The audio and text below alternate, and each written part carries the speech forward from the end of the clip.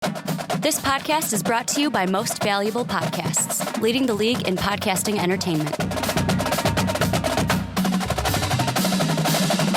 Hello, college football fans, and welcome to the Primetime Podcast. My name is Ricky Widmer, and as always, I'm joined by the one, the only, Brandon Swanson. Hey. And football's back, my friend. Football is officially back. I'll be honest. I'm going to be totally honest with you guys. Did I watch a lot of the Cal-Hawaii game? Probably not, but it's because it was Cal-Hawaii, and it was just, for me, it's weird. And this is kind of a little sub-news before we get into what we're going into today. The game was in Sydney, Australia, and it was weird being like 9, 10 o'clock at night and seeing a football game that was played during the day. But now the Pac-12 apparently has an agreement to play more games in Australia in the future. Really? Yeah, that's a deal. That's what I saw today on ESPN, that they have now a deal that more Pac-12 teams are going to be playing in Australia. That's interesting. It's weird. It's weird to me. It's weird. Trying to get another market? To get another market of fans? Well, it's kind of like the NFL, where they're trying to get into that London market. You got the Raiders, and I think the Texans are playing in Mexico City this year. It's just one of those things, man, where, I mean, I can't remember which ESPN show I heard it. I think it was College Football Live, but they said, you know what? When it's a game like this game starts the season, or it's those important games, give them to us. Keep them back here. Give Australia a meaningless game. Like, I don't know, a random Saturday morning when Alabama's not going to be playing LSU that week. And it's that, like, weird week where it's like, wow, these are where all the crap games kind of happen. Give them that one. Don't give them the one to kick off our full football season. But the football is now upon us. We had that game kick off. Cal got the big win over the Hawaii Rainbow Warriors. And now we've got games coming up this week starting Thursday and going all the way through Monday, ending with Florida State Ole Miss. We're going to be looking at some Oklahoma Houston today, some Trojans versus the Crimson Tide, and then ending with that FSU Ole Miss game. And Brandon, let's start with the I'm gonna kind of call it a pseudo Big 12 matchup, because we have talked about maybe Houston getting into the Big 12, and with this one, I'm going to start out nice and simple. Is this an audition for Houston to get into the Big 12? I think it has to be. I think it absolutely has to be an audition for Houston to get into the Big 12. They're definitely going to be looking at this game, not taking it lightly at all, especially, one, because it's Oklahoma, and two, because, yeah, you're trying to make a bid. You want to make everyone in the Big 12 take a look at you and go, okay, you know, this team definitely could have a spot in this conference. And if they have a good showing, that's huge for them. Well, yeah, and I mean, there's the thing when we talked expansion that was huge was the whole politics of it. But when it comes down to it, how good you play, that plays into it pretty much. And with me, this isn't just an audition for Houston to maybe get into a bigger TV market, a bigger conference, get more revenue coming in to the school from being Power 5. Even with them in their Group of 5 conference, this is a quarterfinal matchup for the college football playoff, more so for Houston than it is the Oklahoma Sooners, because when it comes to Houston, because you're not a Power 5, if you lose one game, still win your conference, the selection committee is going to be like, okay, whatever. You're not a Power 5 team. If you were a Big 12 team, got one loss, then it's like, okay, you won the Big 12. That has some standing to it because it's a Power 5 conference. So to me, for Houston, this is not just that kind of audition, but it's, hey, if we win this game, this is that first step into going undefeated, something that we have to do to kind of force the committee's hand late in the season to maybe put us in the college football playoff. It's got kind of a BCS championship kind of vibe to it. Back when it was the BCS, if you weren't going undefeated, you had slim pickings on trying to get to that national championship. And I think a big part of it is definitely they want to catch the eye. They want to catch the eye of the committee early and often. That's especially what they want to do because, one, they're not just possibly trying to make a bid for the Big 12 conference, but they're trying to make a run at a playoff spot. And you want to have the eye of the committee from the very beginning. And you want the committee to be able to look at you and go, okay, this Houston team is for real. They just took on and possibly beat an Oklahoma team that Oklahoma was a playoff team last year. A lot of people are thinking they'll be a playoff team again this year, or at least very good if they don't quite make it there. Houston has got to have a good showing, and it's got to be better than the last showing. The last time that these two teams met was back in 2004, September 11th, 2004. Oklahoma won in a blowout, 63-13. Both teams have come a long way since then, Houston especially. I'm looking for the Houston Cougars to definitely put up a fight against this team. Well, and I am too, and I mean, the thing with Oklahoma, the big thing I'm looking for them in this game is I've got the microscope on Baker Mayfield. I think he's the guy.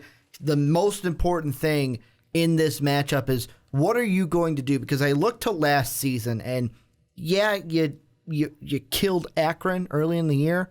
Throw that game away. That doesn't matter. You didn't play a football game that day. That's how much I don't care about the Akron Zips. It's that second game. You play Tennessee on the road. This game against Houston is going to be in a neutral site. You play Tennessee away from your home. You barely beat out Tennessee in a game that many people believe Tennessee should have won. They should have beat you, but you pulled out that win. It took you, to me, it took you a little slower getting out of the gates than you might have hoped. You got to the end of the year, you're like, cool, you know what, we're going to get this. You end with a huge statement win over your rivals in Oklahoma State, where you beat them 58-23. However, you end on a sore note, losing to the eventual runners-up last year in the Clemson Tigers. So to me, it comes down when you're Oklahoma, you're looking for, we got to get a fast start showing people we're for real. And number two, we got to get that bad taste out of our mouth from that last game we played against Clemson. And especially if you're Oklahoma, too. Week one on the road at Houston at NRG Stadium, it's not going to be an easy game by any means at all. Week two, it's kind of a little bit of a downer, I think, in the energy category because you take on Louisiana Monroe, who you'll probably blow out of the water. But then week three, you're back at it again. Ohio State at home. Are they back at it again with the white vans? I would assume so, Daniel.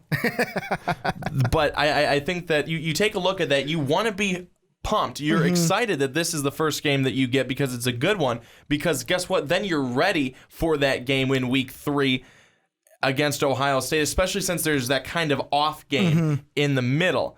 Not trying to take away anything from Louisiana Monroe, but it just ain't going to happen. Well, and I like when I look at the Sooner schedule, I like that they have that. Like, they have the tough game up front. Yeah, you got to beat Houston. You can't just walk in and expect the game to be handed to you. But I like having that cupcake game between the Houston-Ohio State games, because if you had Louisiana Monroe first, it's, okay, cool, we beat them, but what do you really know about? You'll get that coach answer of, well, we didn't really get the true answer of what our team has yet. We haven't figured out the identity. You play a team like Houston in NRG Stadium, like you said, you're going to figure out what kind of a team you have. And then you can take what you need to work on into the Louisiana Monroe game and say, hey, you know what? This is what we need to work on. We did this a lot better. I feel now more confident going into that Ohio State game. However, it all comes down to the more important thing. You got to get that W against Houston. It's great to be able to say, well, we know what our team is now and we can work for the next one. But if you get that loss against Houston, I think, like, for Oklahoma, it doesn't kill your season like it would the Cougars, but it really puts you behind the eight ball. Like, you got to sweep the Big 12 and hope that maybe a one-loss Big 12 team can make the college football playoff. Yeah, this is going to be a good game against these two teams. You take a look, you've got two really good offenses against going against defenses that you're going to have to see, do they have that bend but don't break type of mentality? They're going to be able to kind of hold off the other team's offense. And this Houston team, they're coming off of a win in the Peach Bowl over Florida State last season. So that's huge for them. So they kind of ride that momentum into this year. They have a productive offseason, really getting excited. There's a lot of excitement around this almost new look Houston Cougar team, and it's really exciting. I mean, even someone who is not a huge fan outside of the Power Fives, like myself, can say, hey, this is exciting to see a team like Houston being good, not being like an outside of the Power Five type team. They are trying to be one of the big dogs or the big cats in their situation. But you take a look to Houston is going to need their secondary to step up. Jordan Thomas and the rest of the guys, offense is certainly going to be key. It's most likely going to be the biggest part for them. Well, is Baker Mayfield going to be able to come back and be what Baker Mayfield was last year that led that team to a playoff spot? I think yes, but we will see. Well, and when I look at the defenses, you bring up that Houston's defensive backs need to be on their toes because of Baker Mayfield. Look at the other side. I would say Oklahoma's entire defense, more so the linebackers and the DBs, they got to be on their game because Greg Ward Jr. is a guy who I believe it was him and Deshaun Watson were the only two quarterbacks last season to throw for over 4,000 yards and rush for over 1,000. So that tells me that guy can kill you with the arm, and if you're taking away the arm, I'm going to kill you with my legs. And those quarterbacks, especially in college football, can be pretty damn dangerous. Well, that's what I was saying is that the Oklahoma State, the Oklahoma defense need to be the one to definitely step up. I mean, you already know that Big 12 don't play defense, right? But you already know that Houston's knows that they're going to have to step up because they're going against such a good, high-powered offense in a Big 12 offense, especially led by Baker Mayfield. But it's going to have to be, it's not going to be a cupcake on the other side either for the Big 12. And in Oklahoma. But, it's going to be a fun game to watch. I'm just excited for college football this coming weekend. I'm excited for this game. I think it should be a good one. Let me ask you this before we move on to the Trojans and the Tide. Are we, at the end of the season, are we looking back at this game like, wow, that was basically the college football playoff quarterfinal? It could be. It could be. I think that sometimes it's games like this. Like let's take last year for example. It was the first game of the season. It was the highlighter. It was Wisconsin, Alabama. Oh, this is gonna be a good one. No, wasn't good. But could this game be the opposite of that? Could it be that game that you look back and you go, wow, that was? I mean, it kicked off. That was game one. It didn't even wait 5 weeks. Mm-hmm. This was it. This was the kickoff. This is the game that you can go back and look at, and you're like, okay, they are going to match up again. Hopefully, we get that. But like I alluded to and said, it could go any way sometimes. It really could go any way because I think a lot of people expected a lot more from that game last year with Alabama and Wisconsin, and they didn't get it. Here's the thing, though, and this is the big difference. I like that you use that Alabama-Wisconsin game, and this is the only thing I don't like about that analogy. Wisconsin. They were a team that, the reason that game didn't live up was Wisconsin fell off last year.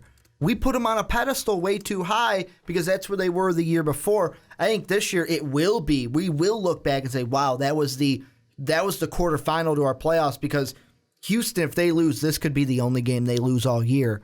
And we could say the same thing for Oklahoma. This could be the only game that these two teams lose all year if one of them loses. And I will say this, I'm not going to give away my pick because this game is within our picks video later in the week. But I'll say this, the loser of this game is not going to be in the college football playoff. You can put your money on that. You guys let us know down below, though. What are you guys looking for from this game? Will it be a college football playoff quarterfinal? How big is it going to be for the committee? What statements are going to be made from both teams?